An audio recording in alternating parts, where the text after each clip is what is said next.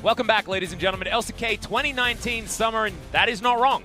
GenG 1-0 over Griffin here in the final match of the first round robin, and they could put Griffin down to that 7-2 scoreline, even with Damwon Gaming and Sandbox, despite still being top of the ladder. And it makes our jobs easier, Atlas, because we can remind viewers about GenG gatekeeping Griffin out of Worlds. Yeah. Also, GenG beating Griffin 2-0, one of the best regular season matches we ever had the OGN Stadium rocking in the summer season. Absolutely. That was incredible. With CuVee being the MVP, if you remember, on his Gnar on that day. So, a lot for Griffin to think about. They wanted to have this game slide into normalcy, and they may be able to do that in pick and ban, but increasingly we saw they couldn't really split the map, and they couldn't really team fight against GenG. And if you can't do both those things, you just kind of lose, Atlas. So, yeah.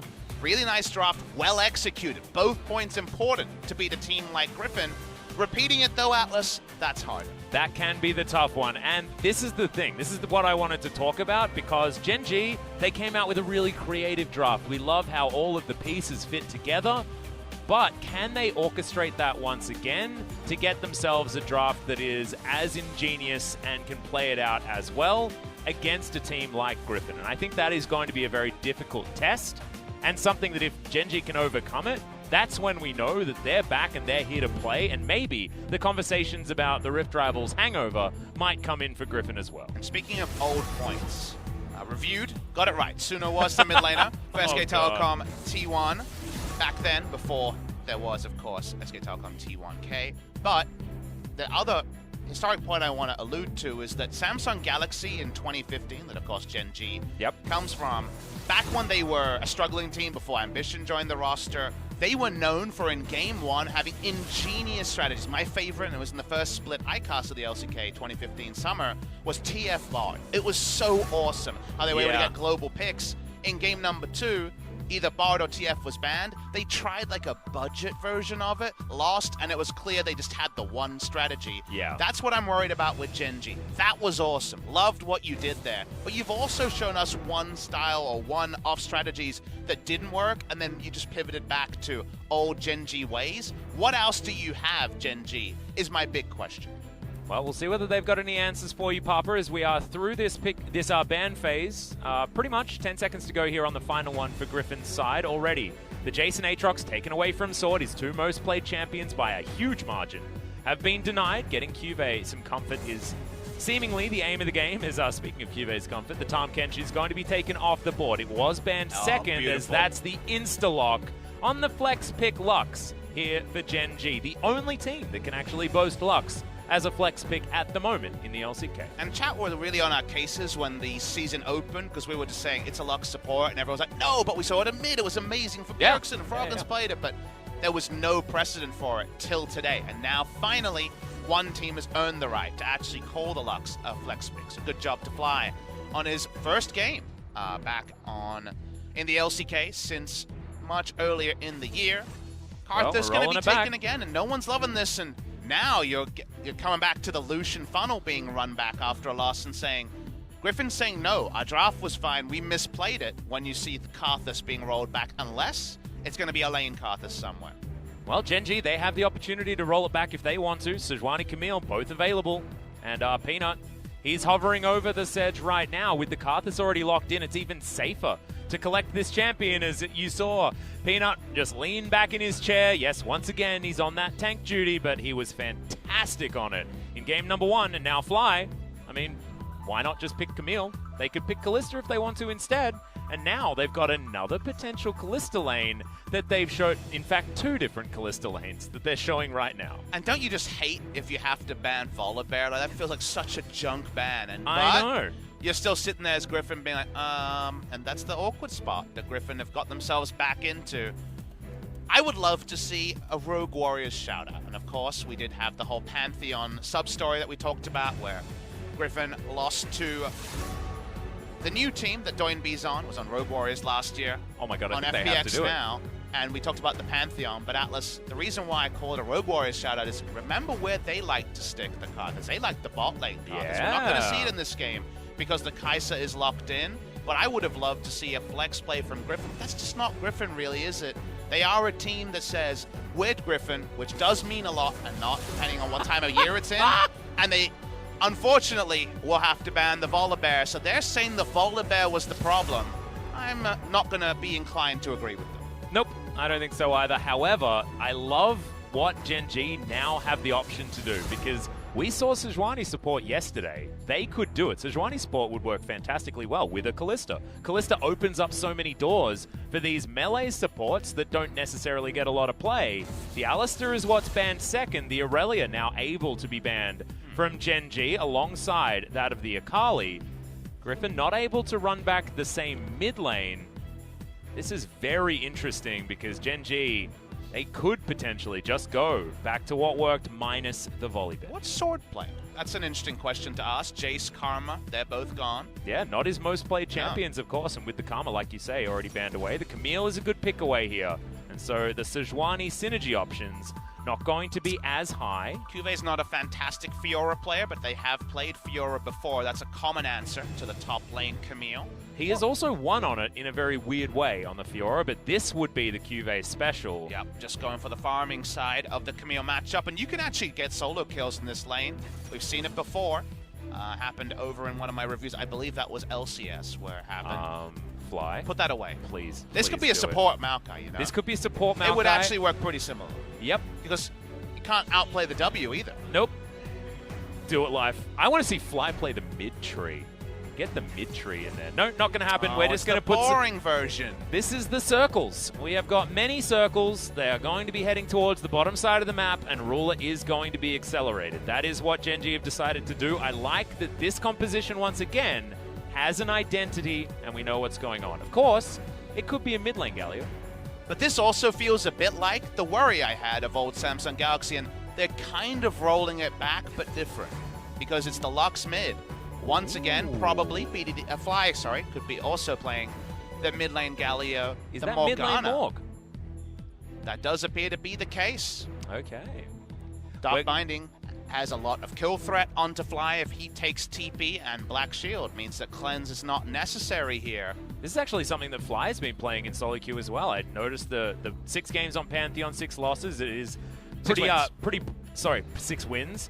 And that was sort of very glaring, but has been sneaking in some of those games in the Morg. And of course, Fly does like to play his unorthodox picks in the mid lane. Chovy as well seems to have been practicing this one also. I actually don't like Morgana into the GenG comp, but I'll talk about it a bit more during game. It's kind of a pretty specific interaction. Obviously, during laning phase, there'll be a lot of validity whose bindings are better, the exactly. dark or the light? That's it's a pretty cool thematic matchup. That's absolutely true. I remember when Lux came out, I was like, why would people play Morgana now? Because her binding hits 2 people. Yeah. That's double the people. It's just better. Well, What it's is shorter. this? It is shorter. 2 seconds on both targets. And also, the to... width is not quite as generous on the light binding. The dark yet, binding feels like one of the fattest skill shots since an enchanted crystal arrow. And yet, hitboxes have surprised us this season. Yeah. It's a cool draft from GenG, but do remember, Volibear out, Galio in. It's a trade-off. It's running back the Lux once again. It's not going to be any sort of lane dominance top unless there's a mistake from Camille early, and you can run over the lane as GP situationally. There is the worry that it's like what they practice but not as good. We'll see it in practice very soon. Can also say that Griffin roll back what didn't work. Jungle Karthus game 1. It does mean that Tarzan can't force things as hard as his usual jungle picks. Well, we'll see how it goes here as we get into game number 2.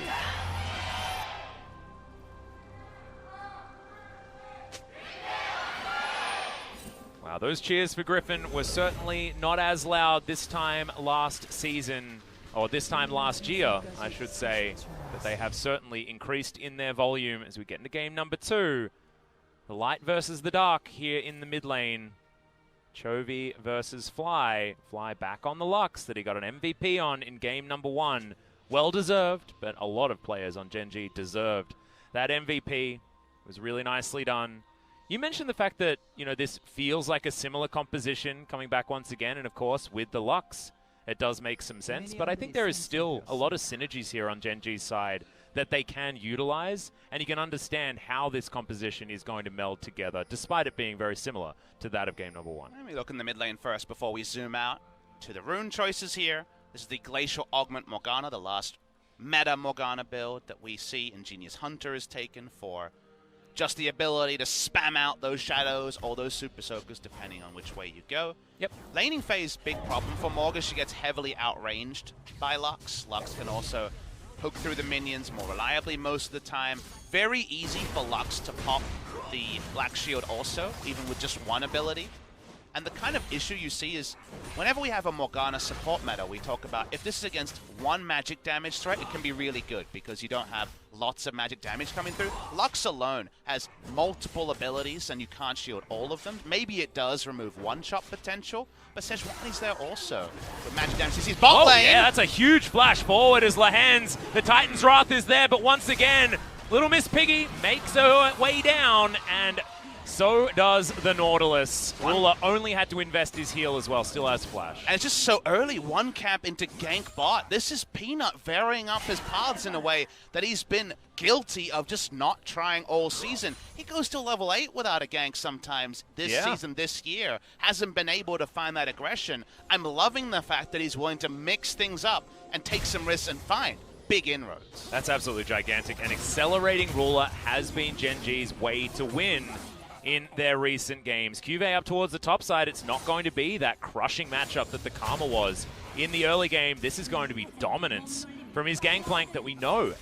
This guy can take advantage of this. We were just over at Rift Rivals. We were talking about the LPL. I mean, I feel like the gangplank players really are over there. They have Zoom. They have Gimgoon as well. And CuVee is our resident gangplank.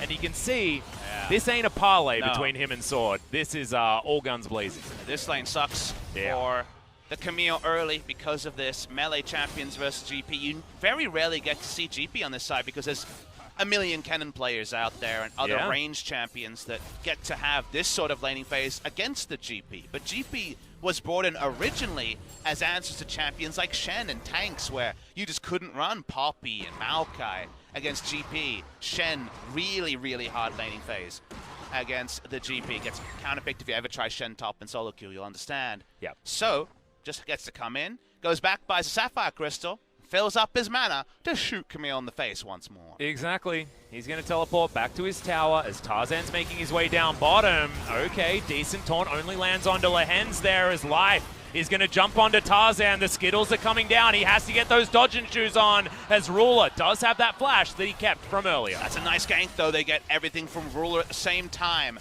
as Life getting out on no health. No TP in this lane. They went combat summoners on both sides. Very successful gank, and this time there's going to be a couple of those Dark Harvest stacks for the Karthus. Yeah, so Tarzan's going to be leveling up much quicker in this game. As Sword, not so much, still having a rough time, but the minion wave at least in a decent position. CuVee eats some oranges. Sword has to contest the minion wave here, and if you notice, Peanut isn't in position to punish him going up into this area. Worst possible lane spot for Sword. Desperate to push in the wave, but he doesn't have a jungler to help him just yet. Karthus on the way. Yep, he is going to take his Krog Cam and most likely head on over to help out as CuVee going to need a few more oranges in that basket, I think, as he's going to eat some, and Sword's going to take a barrel for his trouble. Still, you're talking about the lane positioning. Sword does manage to at least get these minions towards the turret, even if CuVee is going to still have that advantage as far as the minion score. Let's have a look at this one once again. Opens with the hook here, remember? Life flashed in for the first kill. The heal is down here as well. It's difficult for Life. If you notice, his Aftershock was on cooldown. He did hit his E into someone, so he didn't have Aftershock to be able to shrug off any Skittles. He also had pressed the attack, so the Skittle would have done even more damage if he was hit. So the dancing shoes that we were talking about hitting the clubs with, seems like, well, we left our shoes in the back. We had to wear our dress shoes for the broadcast, and the dancing shoes went to Life. They did. Life actually playing that one out very, very well. So he's going to be able to make his way back down towards the bottom side, and GenG do have themselves a slight advantage when it comes to the farm. Speaking of farm, it is going to be Karthus running away with this one once again as far as clear speed. Sejuani, of course, no slouch in that department, but Tarzan's thinking about getting more ganks on in game number 2 rather than game number 1. Peanut down here as well, thinking about a lane gank, trying to get into that brush. Control ward will be taken away as GenG have this wave in a decent position to get Peanut here unnoticed. But he's just going to help clear out wards. And even though a kill happened bot lane, the fact that it was a successful gank is something that needs to be remembered. No one died, and some people will say, where are the kills at? It's a 4 summoner to only now, soon to be, any summoners returning for GenG. with those few summoners with an engaged support like the Nautilus, the repeat and the lane state here is very easy to freeze the wave when you have double summoner advantages over the enemy. So they very much need their jungler to allow them a bit of babying time to get everything back online. You don't need to kill people, have a successful game. Yep. Tarzan has the opportunity to head back down there as well, but has some camps that are respawning. The red buff, notably, is going to be taken first here if you can cast your eyes towards the minimap. Life and Ruler still with control of this lane like you were talking about, but as soon as the Karthus does threaten, can be a little bit of a worry. Ruler, in fact, using his health bar to deny CS from Viper. That was actually very cute, hopping forward. Yeah, no CS advantage between the two, so that's an important thing for Viper, who's on the defensive side of this lane. Galio, support. We'll see how much longer that persists with all the changes on PvE. I'm kind of waiting to see what the final change list looks like. Yeah, exactly. Having a couple of different ideas there about where Galio will go. There's a lot of talk about Rakanning him, which does affect his Taunt Flash days. Yeah, that is not being able to flash while that taunt is active is really going to take away a lot of the skill expression from our Galio players. Peanut walks into a control ward, which I believe is information to Griffin. There's a control ward there, so you have to play around the jungler being in lane. There's no other deep wards apart from a ward onto the kind of entrance to Raptors to let them know when he's spotting. This lane does start to stabilize, and you'll notice the Sword has been able to stay very competitive in CS in the lane. Yeah, pretty comfortable here as he's going to jump on top of CuVee. Not even needing to eat the oranges, as you can see. But the Sheen is doing some work here for CuVee as he puts down a ward. The Comet, as you'll notice, is what Swords decided to take. Also Fly, pivoting away from his Electrocute as he went for in the first game. Burst trades early when the Q is obviously hitting the hardest from GP. Camille has no ability to react. But then you get to this point, and the problem for CuVee is when do you orange? Because if you don't orange instantly, you take all those extra autos during the stun of the hook shot. Yeah. And if you orange late, well, taking a lot of free damage, and you didn't get the CC removal. So the trades can get tricky. Peanut snuck in. Yeah, and Sword just puts a ward down, so might be playing a little bit further up now as... Stopwatches soon, remember, 8 minutes 45, but 3 stopwatches on the way to deal with the Karthus. None at the moment. Well, the back is going to be channeled here from Peanut, waiting for his opportunity. Barrel set up. If he gets that slow, you could imagine that Sword, he might be going towards him as Peanut's just going to go home. Thinks better of it. I guess he reads the map and sees that he'll lose Mountain Drake for sure, and Sword has everything up. Could have understood staying there. Defensive choice taken by Peanut. Just back away. I'm sure it was just Peanut asking CuVee what to do. Yep. The call was to back away. Well, you can imagine that CuVee has been one of our more reserved top laners, especially in this season. He's a lover, not a fighter. He is. And he's loving just getting as much money as he can on his Gangplank, building towards his real expensive items. There are 2 control wards here, and Tarzan has double the ability to guarantee that there is no vision available here for GenG. You can see Life, he's just happily standing at the far edge of this brush, and they are not going to make any risky moves with the threat of a Karthus looming. Now it's Tarzan looking for the lane gank, like we saw Peanut earlier. This one goes wide from Lehends. Yep, Dredgeline not going to find the target, and now GenG will have control of this minion wave. The Mountain Drake not going to get looked at just yet, but another Rift Scuttler is going to be spawning on the bottom side, and Tarzan should be able to lap that one up pretty comfortably, as you can see. A bit of help there from Viper as well, as he's got his pickaxe once again. No double pickaxe coming in, as he's going to be straight towards that Manamune, as Griffin once again are indexing very heavily by the looks of things on this Magic deck. But remember that GenG were also indexing very heavily on not giving away a free Mountain Drake. Peanut didn't stay for the lane camp or the gank attempt. He pulled away and put himself back bot lane, stopped there being any turret dives or things like this. So Peanut is in commission to try to contest this. They also cleared the control ward so they can walk up. And this is Kalista Sejuani, so there's a potential contest here for sure. Yep, half the health bar now on this Mountain Drake, as they finally do know, but Teleport, like you just indicated to me, Papa, is on cooldown. Cannon Barrage is going to be there. But Griffin are just going to take away this Mountain Drake, and there is no response from GenG. Interesting, so a bit of mixed signals here. CuVee does teleport top lane, Sword hadn't teleported, and that was enough to stop GenG contesting, even though they pulled away earlier. So, a bit of a split call, it feels like, in terms of how they're playing out the game. It's not going to be huge, it's only a single Mountain Drake. But can they actually use the Cannon Barrage? Because right now, Sword is able to get back into lane and threaten a TP counter to any bot lane players. And whenever we see GP, we assume bot lane focus could follow. Well, you do have a lot of global ability here on the GenG side as Fly. He's got his Swifty boots on, so this Glacial Augment not going to be worrying him too much. Now blasting one completed alongside his lost chapter. They know that Black Shield's on cooldown here. Yeah, Peanut throws out the ultimate, nails it onto Chovy. Immediate ultimate comes out from Fly, but the flash is all they're going to get, and a big chunk on that health bar might mean that Shelly is now an option for GenG as CuVee going toe-to-toe with Sword, but you can see turret shot means that the trade is going to be okay here for CuVee, but Sword is navigating this lane pretty nicely. This is one of those fascinating lanes. I actually love lanes like this because they remind me of lanes like Kennen versus Aurelia in previous metas where the lanes stay, a lot of Rumble lanes also are like this where they change at level 3, 4, 5. Like go one way and then another. GP was having a day out in the early laning phase, but then item timings come in where Sword can start to fight back, and then things like Sterix can be so important for surviving through the ultimatum as game goes on. These swinging lanes, rather than just, I'm a range champion, I dunk on you until you get some friends, are pretty cool. Karthus here to allow for this TP back to the mid lane. Yep, Black Shield immediately there from Chovy as well, pre-cast, so that the teleport cannot be challenged. And Fly is going to be playing back in this lane also as his control ward was just taken away on the top side of the map. Peanut finally contesting one of these Rift Scuttlers as Light Binding is going to go just wide onto Tarzan.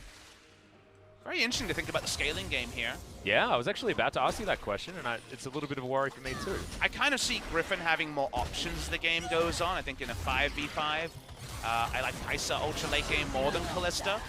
And Karthus obviously is a hyper scaler in terms of damage from the jungle. They also have the splitting of the Camille. But GenG have a very powerful mid game, as we know. And Morgana has the damage fall off. There's a lot of things to equate. I give small advantage in a just farm fest game to Griffin. Well, Tarzan's going to have to go over if he wants to challenge for Shelly.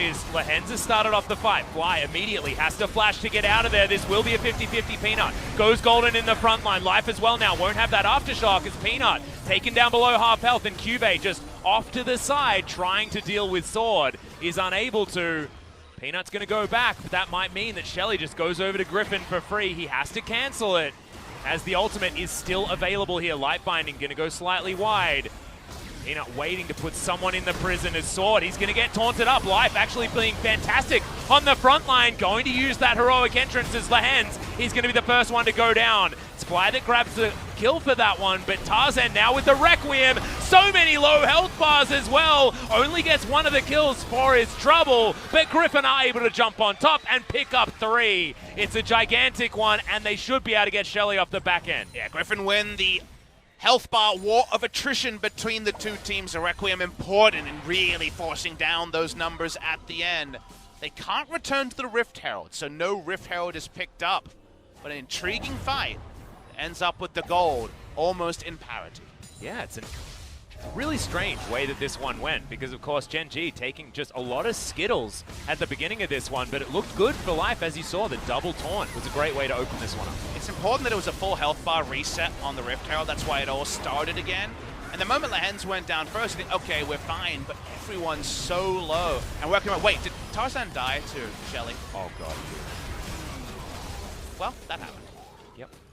Shelly just punched him in the face. Yeah, Shelly was mad. Shelly wanted to go over to GenG. Uh-oh. Maybe Shelly's gained insight into how many times she's been killed and resummoned on the Rift. Yeah, well, remember, I mean, we had this conversation about Shelly Rivers, LS and I, and the Rift Scuttlers are actually Shelly's children, and Tarzan has been murdering her children a lot so far this game. I know it got a little bit dark there, but you can imagine why she was a little bit frustrated. Yeah, sometimes we talk about death of minions and talk about 100 more deaths being a great thing, and I gotta say, it's easier for me to just think of Shelly as having kind of a 13-minute memory and not really any more than that. You know, yeah, the goldfish thing going on yeah. there. Otherwise, it's a bit morbid. It is a bit sad. But she got one Once back. again, another one. She got one back, so I'm happy about that. Yeah, that's true. And I mean, Tarzan, you saw the Rift Scuttler actually go under the river, and now he's a ward. So, in theory, not dead. So maybe I missed. Are we fighting? We might be we are fighting. We're Peanut's really going to get into the pit here as Final Spark. Not going to be able to get that steal as Peanut does make his way out. Has to use the flash. But that is going to be both Drakes, big ones, going over to Griffin, and the next one's another Infernal.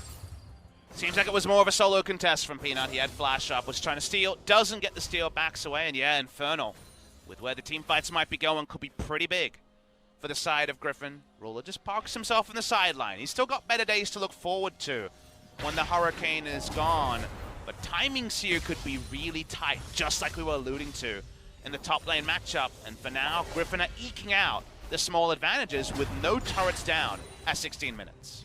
Well, CuVee does now have his Trinity Force. He's beaten Sword to that particular target because Sword decided that he needed the Tiamat first. Understandable.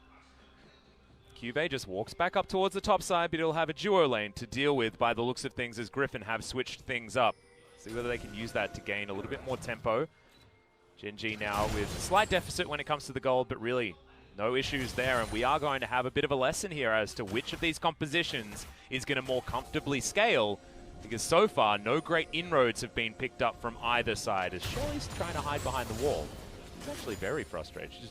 She knows her shift's over in 2.5 minutes, so she's looking forward to that. Also knows that Tarzan is lurking in the area as her friends come back. There's a late-night rush before the closing time. Yep. Well, Fly in the mid lane just looking to clear out these minions, and Shelly looks like they're just going to let go on the side of Griffin. Delivered over to GenG now.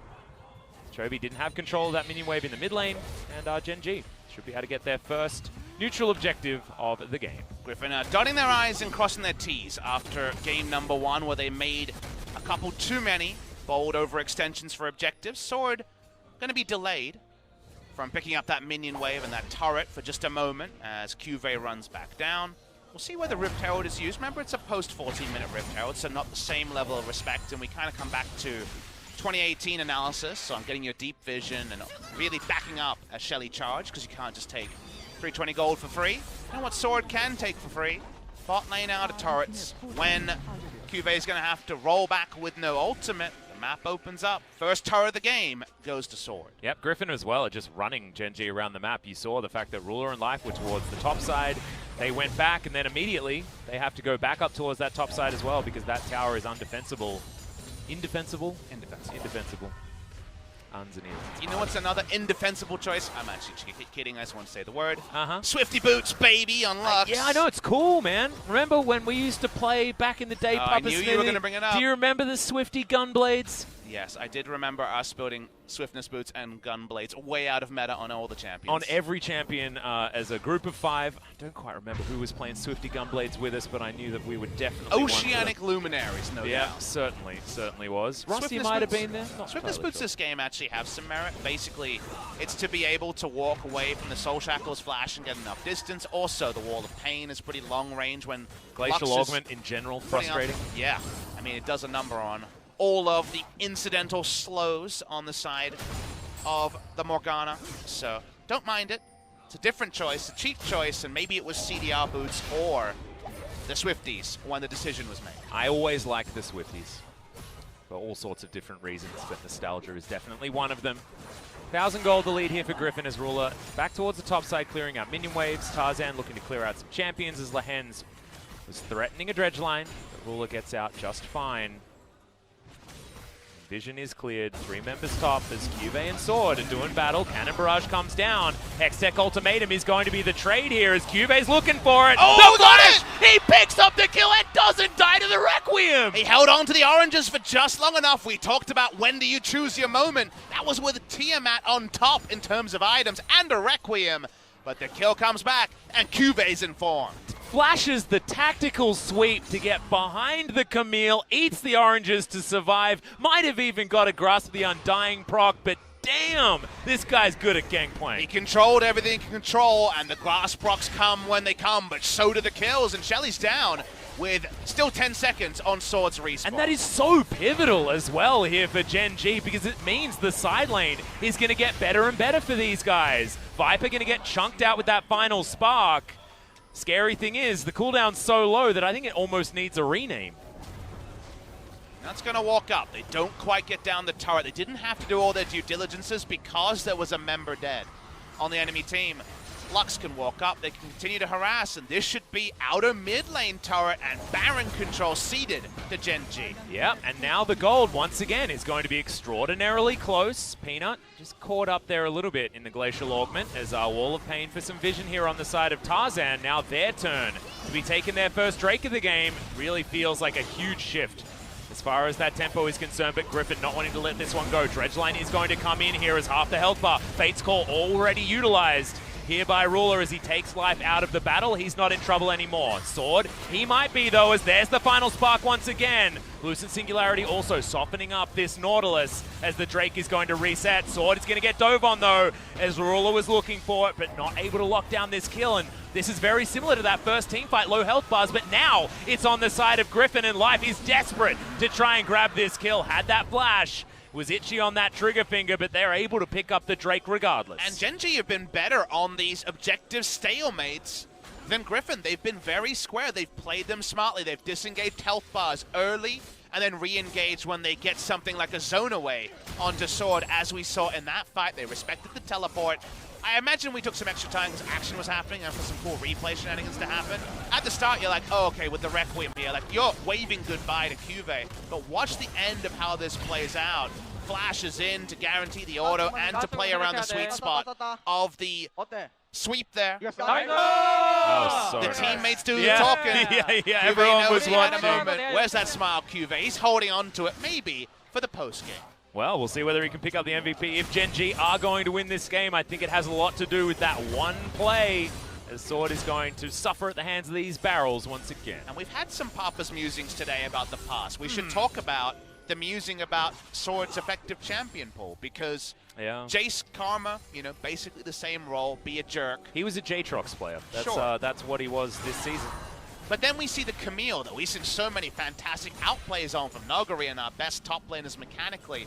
We don't group Sword into that same bucket. So when a solo kill like that happens, yes, it was close, but are we to be as surprised given the name pool? It's a different look, and they have to prove that they can win those games in Summer without Sword on those really dominant picks from Pick and Ban.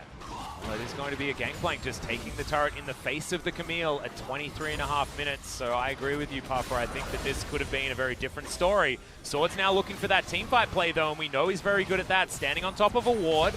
And now GenG are thinking of trying to fight with him off to the side, knowing that Cannon Barrage can be utilized globally. CuVee has TP, so he's able to go, and he's gone the Sterix, so now he can walk up a bit further and wave clear in the face of the Camille and not be as concerned about the all-in. Now even with the Requiem, very hard to turn this one around. Tarzan himself, if LS was here, it's the Morgana mid lanes are not the only magic damage threat. He's going to be working on the double pen to open. Important to note, the Fiends once again rolled in by the Lux to have a bit of magic resist there. Feeling very confident about magic. Here we go! CuVee is angry. The flash comes in, doesn't have the ability to flash after, but all right. CuVee's won this matchup, and now he's going to town with it. And I think I could lip read the gangplank. He said, get the hell out of my lane. Yeah. And you know what? These are my seeds. Camille should probably oblige. Yes. Sorry, you got robot legs, and that's cool and stuff, but he's a pirate. And pirates are even cooler. We might have a ninjas versus pirates debate after this one, but I'm not entirely sure whether Camille can fit under that guise. Whenever CuVee wins on a CuVee champion, you can't Oh, help it just feels so good, right? As Peanut, he's looking to try and win on a Peanut champion this season as well in the Sejuani. He's fishing, doesn't want to throw out the Glacial Prison, because then you can just play around the Lux Q. Yeah, you don't have as many other abilities to respect. Uh-oh, he's all alone here, Life. Yeah, possibly caught out of position. Does have the Aftershock and procs it. He's going to Justice Punch, gets himself out.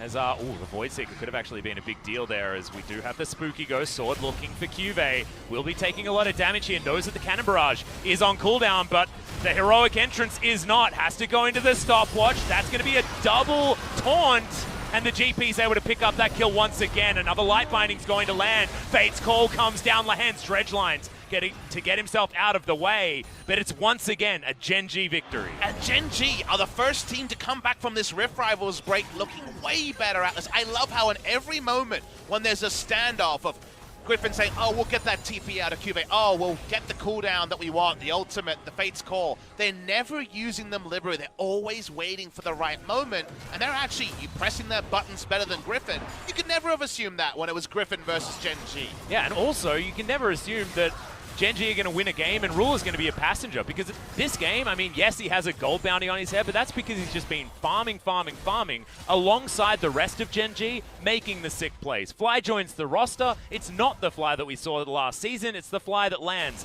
the clutch light bindings, and this is the CuVee of old, the world champion himself. He was in a ward. That's why Griffin thought, all right, let's just get him. First, they're going to have first rotation through the hero's entrance. Seems like a very questionable time to go in. They just didn't have the real damage to follow it up. The Requiem isn't doing huge damage. Feels like Tarzan, because it hasn't got the sort of farm and kills that you want, has been forced into Morellonomicon. There is value here. Specifically, it's not the oranges, but all the incremental healing that the Athene's Lux puts out. You've played against it in support. You know that the healing comes out. It's still not fantastic, right? It's a decent Morellonomicon without being a troll Morellonomicon. I mean, there is also, okay, you might just get chunked to death here. There's not quite one-shot potential there with, like you say, the Athene's build, but Fly will deter Tarzan from moving towards that river ever again. Yeah, consider himself deterred on that one. Stopwatches still up on Lux and Kalista for the upcoming ultimate. Only one on Kai'Sa there.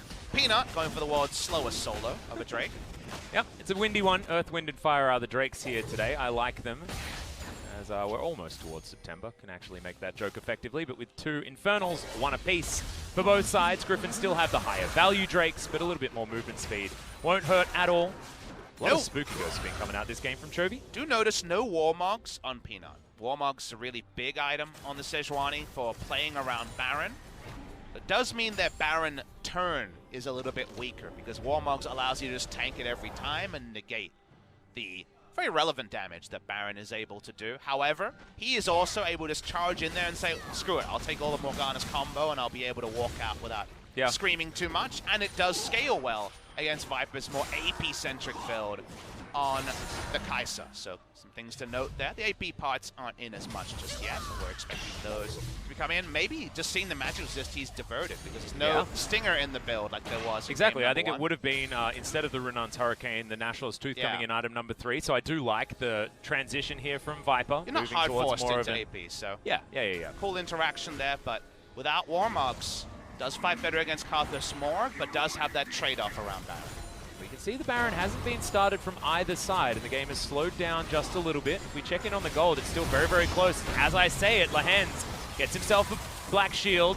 He's going to be able to go for an engage and walk away pretty comfortably. Life does get a free recall because he has Hero's Entrance, but actually... Glacial Prison now onto Lehends. That's the final spark that you can actually write home about.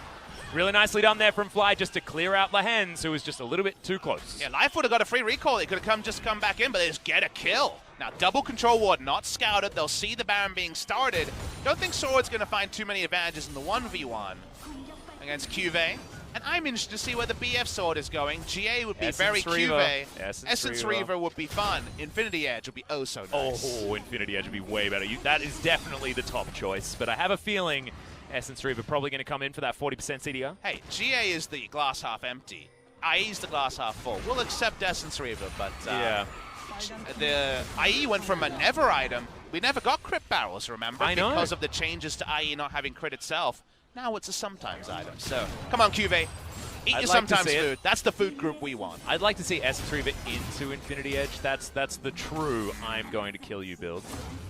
CuVee just going to shoot some barrels, and we'll see whether we get any inroads when he goes back next time. Does have himself a 300 gold bounty on his famous Gangplank, and we're going to have a look at this one once again. Peanut, he just put Lehends in prison, and he has a gray screen now.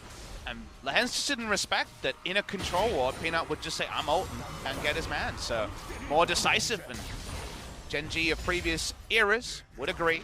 There is that Essence Reaver. It's still 25% crit, so we're we're getting there. 1 out of 4 in the crit plank GP. You know what's frustrating? We see another BF Sword, and we're like, is that a GA? Probably. Yeah. It's CuVee. I know. But if it isn't, that's pretty PogChamp. It is real PogChamp. We'll see whether the game even gets there as well, as GenG will have a lot of control around this Baron with Kalista and the Gangplank there for the Cannon Barrage. And it's a tough ask for a play-by-play. A lot of things will be happening, but if you catch crit barrels, they're always hype. Because remember, as a play-by-play, you often get to see those because there's people going to be lose a lot all of of their damage health numbers. bars. That's Exactly. true. It's true. We just haven't seen them in so long. I love I crit know, barrels. I know. I mean, I was casting the LPL when Gangplank was truly busted, and that was probably one of my favorite pawn games that I've ever seen. His Gangplank was out of control. Shout out to GBM, our first OP GP player, back when the changes happened just before 2015 Worlds. Almost dragged GenG and Screaming to Worlds that year. Well, we'll see whether CuVee can drag them back to Worlds. Of course, GenG, no strangers to that particular stage is Peanut. Gonna find Sword. I don't know whether Peanut can necessarily win that 1v1, but he probably doesn't have to because it takes him too long to die. Ends with the Black Shield can certainly walk into these brushes pretty comfortably. Game is stalling out here a little bit, and we did mention that Griffin should have more things open to them. But does that matter when GenG have taken everything open to them so far in this series? So GenG have been sharper. Griffin potentially will have more options as the game goes on, but it's a pretty narrow and open thing to say. The wave clearing starts to control wards are down. Feels like it's going to be all about the bindings and pick CC, and if the snipers continue, I think the first binding could spell the end of either team. Yeah. And as this game does stall out, we have to draw our attention to the side lane, where obviously the true battle is going on between the GP and the Camille. Griffin looking a little bit feisty as Lehends uses his shield to take that damage. Peanut moves on over. CuVee's coming in here as well. GenG with an opportunity as Sword gets flanked by one Pirate. And that's pretty scary. Hextech Ultimatum comes in. Ultimate is good there from Peanut. Sword is going to get taken down, and Griffin are going to be denied the team fight off to the side. Sword, in fact, is going to survive this one. Having to focus on multiple areas is a rough one here as GenG doing the same thing. Griffin not taking too much damage there in mid, but will be able to get control of this river. In the standstill, though, 19 summoners up. Only Chovy's TP down. Flash down on Sword. That's more safety for Kalista. In the back line of a fight, Griffin trying to force something. Gonna walk up to the Baron, they start hitting it, they got a lot of Baron damage. GenG to react, but they can spot with the Lucian Singularity. Well, the Baron is going to reset. Life gets that ward over. No control ward in this pit for either team. So vision there of the big purple worm available for both teams. And Sword is gonna make his way back down bot side. Does now have his own Sterix gauge, and another BF Sword comes in. Papa, I'm daring to dream. There's a lot of oomph behind some of these purchases. We've got 4 item. Kalista got double death caps on both sides of the binding war. Yeah, Ruler managed to get 2 spatulas in his game. That's pretty good. I actually fight this battle every time I stream, the light versus night mode, you know, on my Discord and my Twitter. And we kind of got the light binding versus dark binding going on in the mid lane. So I'm going to choose the side of the light. I'm all about GenG this time, baby. So. Well, they had a fantastic game number 1. It was a fun one, and they also brought us lunch. So I think we're almost priced in to being GenG fans. The biased casters, watch the objectives start. Now, GenG trying to be tricky, trying to play both of them. But right now, the bot side control that CuVee has been able to pick up, was able to pick up the Drake there. It's at 33, so we're going to see about just before 39 minutes that Rift the Elder Dragon spawn, and maybe we need both objectives to open up. Objective takes spot lane, we're fighting again. Yeah, CuVee going to go in for it one more time. There's the Requiem. Sword holding on to that Hextech Ultimatum. It is going to be a double kill. As they both go down, the Requiem was able to secure it this time for Griffin. That means that Requiem is on cooldown. Both of them cancelled out. TP's up. Griffin just run at the Baron. GenG need to be fast. Fast. Yeah, way faster than this as Peanut has Arctic Assaulted already. Dives into the pit, but he's unable to secure the Baron. The dive in, though, from Life. Huge taunt is going to be their final spark. Secures the first kill, but now Viper, the double kill already. Chovy flashing to get himself out of the way. GenG, huge minion wave in the mid lane, and they're getting corralled. Fly still searching for more kills, but the Wall of Pain is going to be enough here, and Griffin did get themselves that Baron. And the Baron there from being decisive. GenG waited too long. First time this game that they've been asked a question and not had the appropriate answer. Really big moment here for Griffin. They needed that Baron, and suddenly Camille with Baron, a different proposition. I guess she didn't get the Baron buff. She was still dead. Yeah. But they can still try to play their side lanes in a different way. This time, the Orbital Nuke gets the kill. Sword does not. Not so much. Able to move out of the cannon barrage as well. That was pretty good, but still able to go 1-for-1 was great news for GenG. Down to 28 health. Nautilus did not have Unsealed Spellbook, as we know. Yeah. Just able to pick it up. The Anchorman Picks up the kill there, and it's so important because in a different fight with one other person alive, Ruler and Fly's health bars were full. They could have tried aggressive flashes. They instead hold on to all their summoners. Maybe they can find a force against the Baron buff push. Well, we'll see whether GenG can actually find a force, exactly right, into a team fight so that they can get rid of these Barons, because there is a lot of standing gold now available for Griffin to be taken. This could be a gigantic Baron power play if they play this one right. Is going to be GenG able to control this mid lane wave, though, and not able to push in. Griffin just going for another reset. Infinity Edge done here for the Kai'Sa. Now looking to go back and buy even more items as GA is done, 6 items in.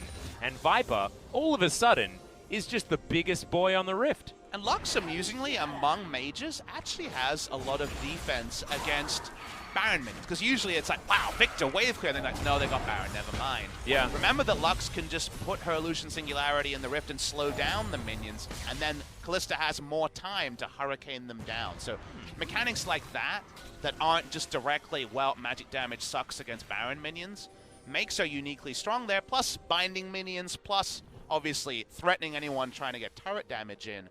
They've actually got quite a lot of stall going on here.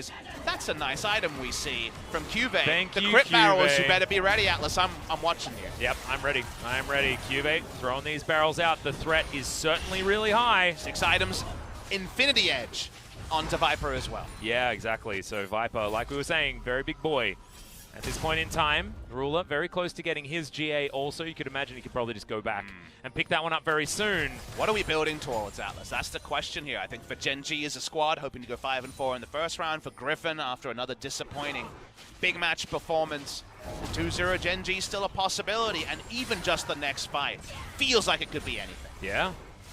Frozen Heart done for life here as well. He's got a lot of CDR and ability to damage that back line. Outer turret in the mid lane should finally be going down here for Griffin. Is 18 seconds on the Baron, and Viper is the one that's able to grab that first blood for the turrets with this Baron buff. But 2,000 gold Baron power play is not what I was expecting, with this outer turret still available to be sieged on the side of Griffin. It plays into what we were mentioning, how Lux was able to buy a lot of time. The respawn timers came in, and the reset from Griffin was a bit late. Only split pushing is how they got an actual inroads. That could have been one of those crit barrels you were talking about, but unfortunately, CuVee didn't quite get the click in time. And it crit the hell out of Lehends. Not a lot of health behind that particular Nautilus. Going to have his shield up to disregard them. Okay, those are minions, but they're getting they're taking a lot of hurdy-hurdy right now. Yeah, it's a big number. It's a pretty big number. I wonder what's next. Do you... Okay, he's already got a lifeline, so you don't go PD in this case. I guess Static GA? Shiv. Shiv is... He's got another BF sword. That should be the GA. Yeah, GA I think is probably the right call here. Double IE, Jin style. Oh yeah, there we go. I mean, I'd like it. Probably not going to be happening here. Yeah, you know, Bloodthirst could be an option as well. It's a lot of shields. As Peanut's going to get bound. Fly's going to get sought by the Void Seeker, but now with the Elder Drake on the Rift, GenG looking to utilize that one, get themselves some more team fight power, and create another opportunity. So many go buttons, Atlas, and it just feels like one will be the difference between a victory and a loss at this point. We're running at Elder. Griffin don't have Baron, you remember. Yep, a lot of sticks in this one, as Ruler's going to keep it leashed. He's going to be the Camille on the top side of the map. CuVee has gone out of vision, and Griffin will need to back away. They just want to reset this Elder. If they can, the fight breaks out once again, picture in picture. We'll see who's going to be able to win it, whether it's going to be the Pirate or whether it's going to be the Camille. They actually back away. Requiem has come in, and CuVee going to be taken down off the side. And now, GenG, the desperation is setting in. The Camille's going back. The teleport is available. And now Viper, the Killer Instinct, has stuck in. Flashes out of the way of the final Sparker's life. In the backline, has channeled the ultimate, the heroic entrances. Big and Fly is off. Chovy's able to pick up the kill on the Piggy. Is Ruler in the back of the pit, has to flash. It's the double kill for Chovy, and it's all gone wrong for GenG despite Fly surviving off the back end. Griffin had those extra tools like we mentioned. We liked them in the late game, and they prove why. They shake it up, the Requiem is enough, and they had the threat of the teleport. He just goes straight back to the lane. They break the base already. They profit with an Elder Dragon as well. Yeah, Viper finally breaks that outer turret in the mid lane. Griffin have got themselves to that 4,000 gold lead. This has been looking like a bit of a heart monitor when it comes to the gold this game, but I think it's finally swung towards Griffin. And you hit the ultra late game, and Camille does so much damage with her Trinity Force. Just the fact that they had to use the Cannon Barrage in this lane was a win. Killing the GP, a bigger win. Baron also going to be picked up, and yep, these are some big boys. That's the maximum Baron power. It's 40 minutes. Yep. Well, Ruler's got his 6 items, but it feels like those 6 items are not working as well as Viper's. He's got a Mercurial Scimitar. Don't know what he sold to pick that one up. I believe it was the GA. Has now got himself a lot more ability to get out of these light bindings, the prisons, all that GenG has to throw at them. You can always buy a GA later after the cooldown would have come up, so don't hate it. Yeah, different options. It's really hard now for GenG. There's the chance that the enemy comes too far, and GP's a lot stronger when he's the crit build. When it comes to you're trying to come into him, he puts down the barrels, preps them earlier, and then whips up a big crit. But it's still going to be situational. Griffin have so many buffs on them, and they're right now focused on their side lanes. As you can see that from level 1, all the shooting to the face makes those GP numbers nice and big. Yeah, real big. 22. It's pretty good. Final spot comes in onto Lehends. Good. Cannon Barrage just to make sure that there is no escape and no re-engage. That is a free pick, but are they going to be able to get any more? As Griffin still able to have pressure here as this inhibitor going down is very pesky. Now remember, pick into objective is for sure our analysis during the formative phase of a game. I'm thinking first 25 minutes. Yep. Not so much now. Pick into slowing down the double push is pretty good start, right? And that's what's happening. It's a delay tactic. Trying to face check here, but no Fate's Call on the Nautilus. He's not a real tank. He's a support, so in the late game. But, yep. Cannon Barrage almost unnecessary there, but just wanting to make sure that if they were all in position, exactly. So that's fine. And that means that Lux just says, well, I'm going to laugh on these minions with no Baron buff. We continue our delay. Yep, 6 item GP though. What's our longest game of the season? We should actually have it in our stats packets around. So yeah, I believe we might have a chance. I think it's like 52 or something, right? Now, the average game at the moment is 33 minutes. The longest game is 50 minutes and 1 second. Hanwha Life versus KT. So, we could definitely be getting to extended territory here because of things like Lux dragging minion waves. Yeah. And things like that. The only thing we can see very clearly is the advantage in the silence, but with a GA now, it's going to be slower for Camille to make plays. GP for now, purely going to be answering. We'll get his Cannon Barrage up, but answering those super minions. Camille, she wants a bot lane. Well, Ruler, he wants more item slots. He's sold some things, and Infinity Edge is now done for the Callista as well.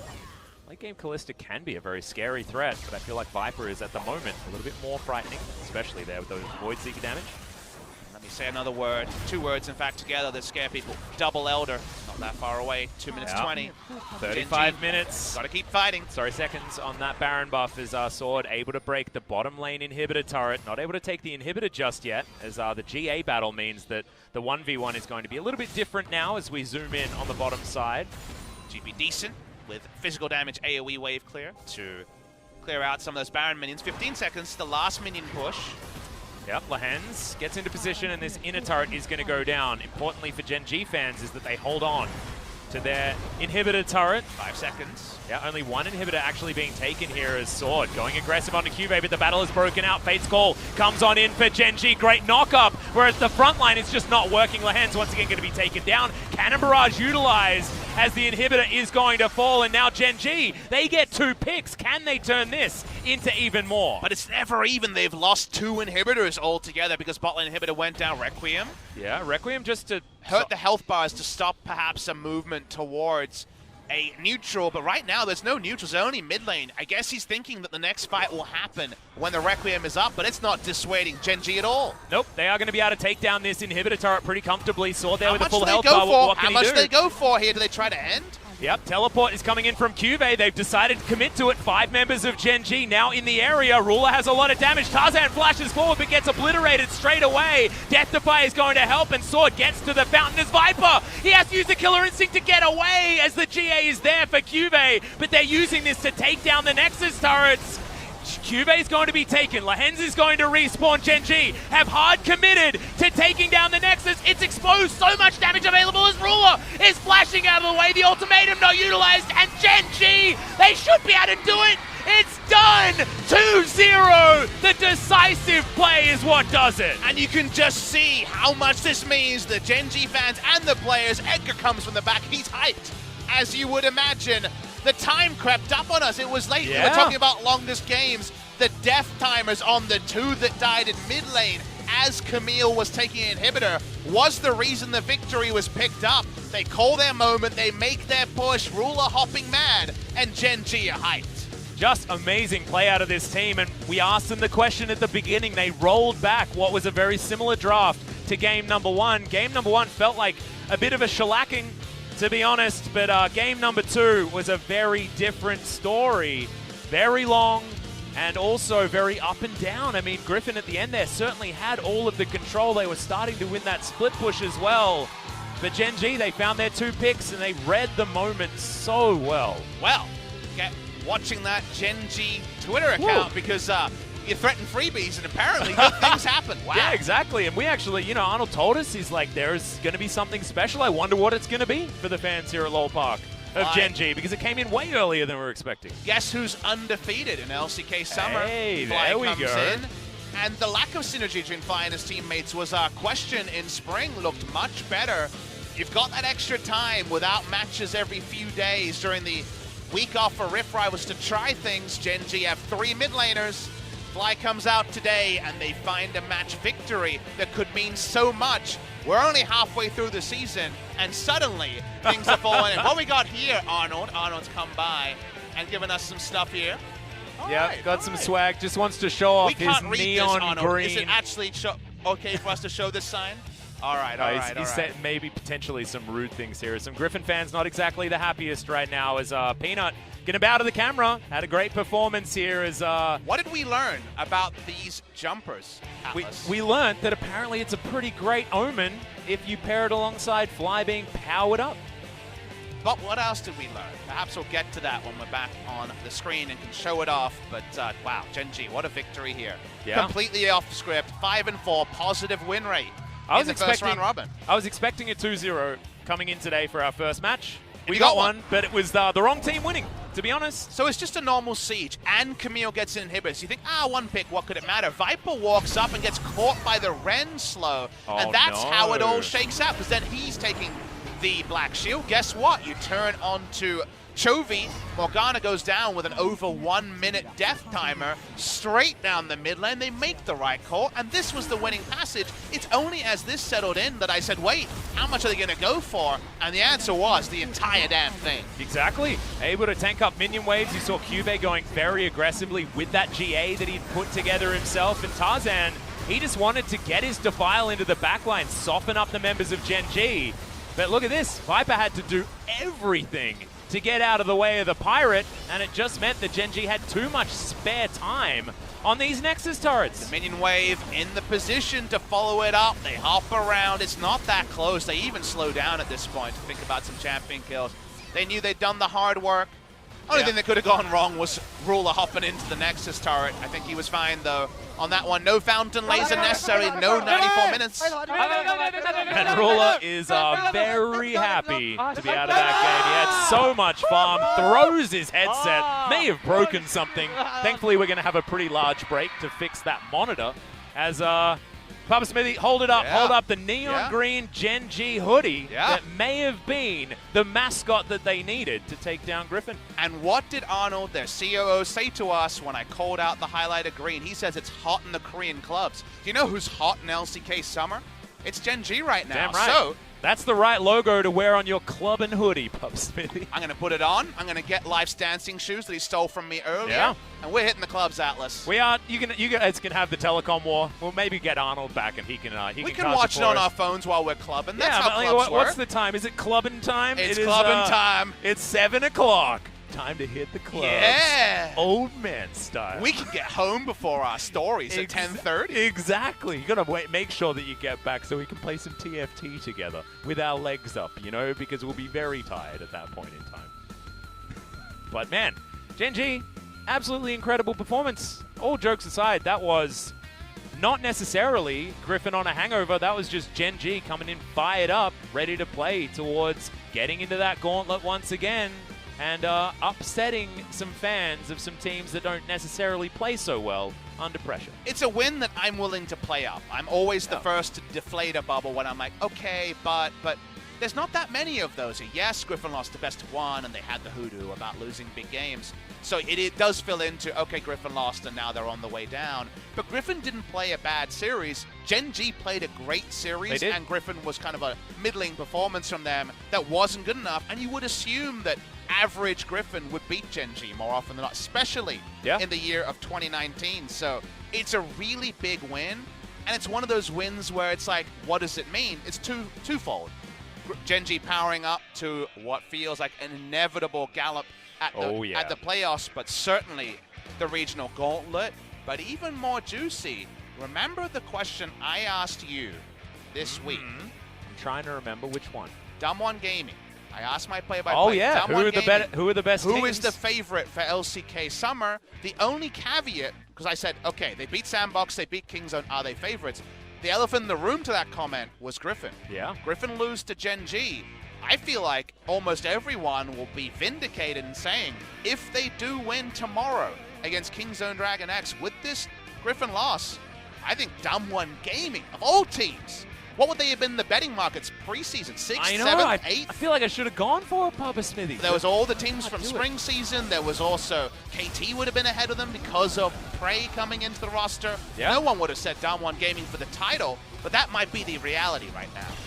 Well, CuVee, absolutely amazing play with this one. This set the tone for GenG to carry them towards that ultra late game where they were finally able to get those picks. I think we're looking towards a CuVee MVP. I found it very difficult to give an MVP this game because, you know, CuVee did have some whoopsie moments as well, especially towards the late game in that 1v1, and Peanut was certainly a stellar performer. Fly again on back-to-back Lux games looked fantastic. But this was a GenG playing together as a team as they used to be known for. It's so heartening to be able to look back and just understand that this is the GenG of old that have now graced us with their presence. Because history hasn't meant so much in 2019. So many big legacies. KT, for example, a great stacked roster. Those names have been losing, and GenG were on the losing side as well. But somehow, it's kind of a what's my age again moment. What year is it? Because this was the greatest hits of GenG's 2016 through 2019. It felt like rise and fall. We thought we were in the post-GenG era after they were really not even competitive in spring season, but they're coming back with a lot of the old names. They're playing smartly, and my biggest impressive point is there was so many times Griffin challenged them and said, you better be coming in with a TP, you better be Fate's calling him out now. And every time GenG waited and waited for the precise moment, the only objective that Griffin were able to get through a bait play or through a chicken play was the one Baron earlier this game. Everything else, GenG played intelligently around, and they richly deserved their victory. Yep, really amazing stuff. But this was a super back and forth game. Like, I'm glad you mentioned 2018 Griffin versus GenG, one of the best series that we've had in LCK history. It was between these two teams, and it was this kind of back and forth. Let's see whose call it was, When do they realize they've got it? Let's see if G-San can listen. Do they actually call for the game end? Because we saw them setting up and we wondered, how far do you go? The death time is so comically long. It's 30 seconds on Chovy. Yeah. Let's listen. You can hear Peanut. They seem to be all with the same mind here of where they're trying to make the play here. Yep. Fly's doing a lot of talking too. I think it's a lot of people listening to Peanut and Life as well, like you say. I mean, a very young player on this team. Still has a voice, definitely. How nice it was. It was quite nice. And Ruler just decimating everything on his desk as he throws away the headset. We're going to have a look at these huge damage numbers, and once again, we had a look in on this one as the GP was certainly smashing it in the middle of the game, but towards the end, still able to come out ahead. And we mentioned Heart Monitor as far as the gold. It's exactly what it looks like. And they won that game with a gold deficit of 4,000 gold. It's a really fun win and fun series between GenG and Griffin. Gave way more than we could have assumed coming into today. What a wonderful performance there. Hopefully that means we get a telecom war of old in our second series of the day. That's difficult to expect with KT's woes as recently as this week. But first match definitely delivered. Bit of a rivalry day because Griffin and GenG had that cool story in 2018 summer. SKT versus KT to follow up on. So you guys have chosen a great day to tune in to Korean League of Legends, and shout out to the 777 damage taken per minute. Clear love, sit down. It's all about CuVee. Yep, CuVee super sick. This was the play that got him the MVP. Cannon barrage placement, fantastic, but this flash to the edge of the ultimatum underneath the Hex Tech sweep, and it is just all, sorry, tactical sweep. Just all good from there, and this was Sword. Starting a fight he definitely couldn't win. Really interesting game. There's so many moments, you know, that's what's a bit lost in kind of the snowball meta, is in games like this that go one way then the other way and go forward and back, you get those moments like, remember when this happened, and it's not just a part of an inevitable victory. There were legitimate swings, even in 1v1s, and Sword trying to play a skill check and losing. Is that going to be a bigger story for trying to attack Griffin in the future? Because when it isn't Jace Karma, things get a lot more even than when you get just a very big lane bully versus a very big tanking threat. Well, now we're going to be able to hear it from the players themselves, so let's throw it to Ji-sun for some translation. Thank you very much, guys. This is Ji-sun with today's English translation, and we'll be joined by Fly CuVee from GenG. Fly, it's been a long time. How was today's game? 정말 Really? We prepared a lot. We were just thinking of this Griffin series only, so I'm really happy that we got the win. And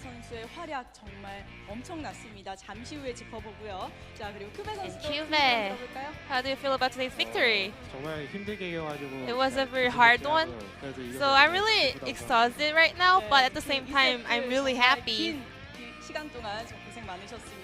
To game number 1, everyone was surprised by the draft of GenG. So whose idea was that? How did the preparation go? Well, just Volibear, the life at solo queue. He'd been practicing it, and he was really good at it. And he got a lot of wins there, so we were kind of wanted to try it in competitive games as well. What's the biggest strength of the draft in game number 1? Just nothing special. There's nothing like that. Just better players win.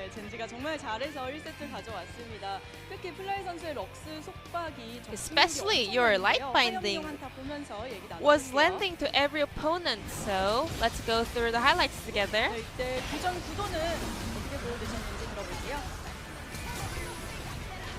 Well, we were just looking for some nice angle for team fight, and I was able to land my Q on the damage dealers, so we just got the good result. So at that moment, GenG players aced out the Griffin players. But game number 2 was so close, it was really hard to tell who was going to win. But just like CuVee mentioned, it was a hard game. And it was really, I want to say that all the players weren't really sure who's going to win, right? So how did the player think about the game, like how to end the game? Well, to be honest, in that when the game is that extended, it's about team fights. But actually, Griffin players made some mistakes, so we were able to kind of grab that chance and just close out the game. You guys went straight to the mid lane and ended up breaking down the Nexus, and CuVee today, your 1v1 mechanics was awesome. It was actually 1v2 for you because Camille had Karthus on her side. But I know you are kind of used to 1v2 matchups, right? Well, I had a lot of pressure because of Karthus up against Camille, but since I picked up a win against her, I had the high resistance even though she got Karthus ultimate on her back. So this is the moment you mentioned that you won 1v2 over there. Were you confident at that moment? Well, at that moment, I mean, I believe all the players, they are like, I fight because I won't die. It's like, oh, glad I won. 네, 알겠습니다. 자, 큐베 선수의 침착한 It's more 플레이가 like, 돋보였습니다. 자, 이렇게 I won, so I didn't die. 1라운드 마무리를 So 했습니다. GenG, 아마 2라운드 your first round is wrapped up. 기대하지 않을까 싶어요. 5 and 4 또 results. 있다 So 보니까 any resolution 네, going into round 2. 어떻게 생각하고 계시는지 플라이 I mean, it's 선수께 almost 가보도록 fall right now, right? 그냥 뭐 Well, I 오늘 just 했던 것처럼 like today. 오늘 했는데 좀 살짝 아쉬운 Well, 감이 없지 I mean, 않아 있지만 그래도 그걸 다듬어서 Today's 다음 performance 경기 때 wasn't really 더 좋은 that 모습으로 satisfying, but we will do our best to get rid of all the imperfections out of our way, and we'll be coming back with better results, better performance. 자, 그리고 큐베 선수도 And CuVee, would you like to say anything to your fans? 저희가 이제 1라운드 오늘 이제 So 마무리했고 this 2라운드 was the end of 때도 our 잘해가지고 first round, 더 좋은 so we're gonna 모습으로 prepare 뵙도록 hard for the second round, and we will show our best to the fans. 네, 1라운드 정말 고생 많으셨고요. 2라운드에 젠지가 더 높은 순위 Thank you very much 올라가길 for this interview. 기대하도록 This will be the end of the 하겠습니다. interview with 감사합니다. CuVee from GenG, and I'm gonna pass it back 젠지 to our 플라이 선수, casters. 큐베 선수 Thank you. 함께했습니다. Thank you so much, Ji-sun, for your interview translation as always. And thank you to GenG for a brilliant series. That was absolutely amazing stuff. I'm hoping that we get a similar experience for our telecom war coming up in a very long time, guys. It is going to be a pretty long break. 2-0s do tend to do that to us, but at least the last game was quite long, so it's not going to be over an hour. And it's not over when it comes to calculating the top. First round robin has ended. This is the final table of the first round robin. Griffin, 3 best-of-1 wins, 3 game score over Damwon Gaming, but same match score as Damwon Gaming and Sandbox. Still the rise of the recently promoted teams. Kingzone Dragon X in 4th spot, and the final playoff spot for Korea would be a FLICKR Freaks if things were written today. But 1 best-of-1 behind is GenG. SKT is advancing and wants to go 5-5 with a victory over KT and a 4-match win streak. We still don't have those battle lines. There still feels like there's at least 7 teams, maybe more, in contention for top 5. Yep, feels like Humble Live, KT, and Jinnair are our teams that are struggling at the moment, but the rest of them, we don't quite know. FLICKR is slumping slightly. We've got Sandbox losing to Damwon, but Damwon accelerating their play. We don't quite know where Griffin are. After the Rift Rivals hangover, a 0-2 against GenG was not what we were expecting. However, that was GenG playing real good League of Legends. Man, it's all up in the air. I feel like spring and summer very different when it comes to choosing our top 5 teams. So sit back, do what you do, play a TFT game. You got about 40 minutes here, so you got 1 Perfect. game's worth. We're coming back with the telecom war. We think we know which way it's going to go, but we're not sure. Make sure you pick all the volley bears, guys. We'll see you after the break.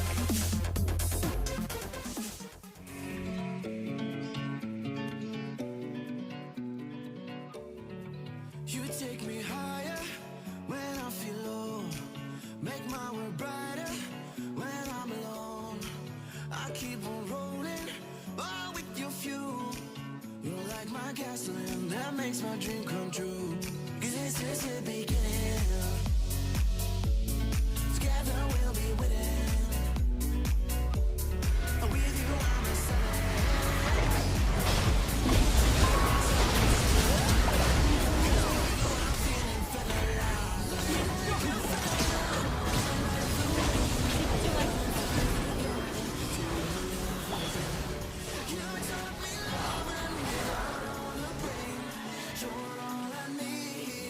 I'm feeling feather light.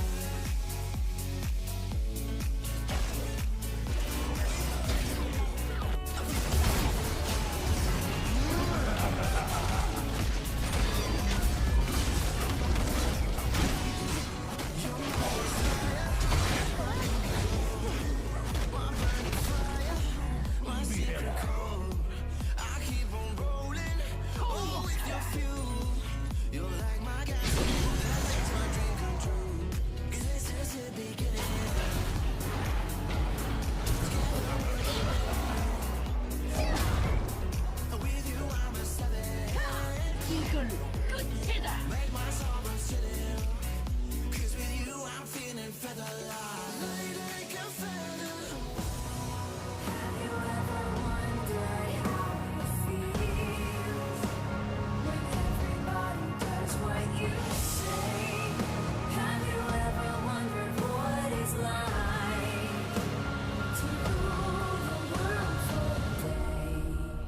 I'll fight until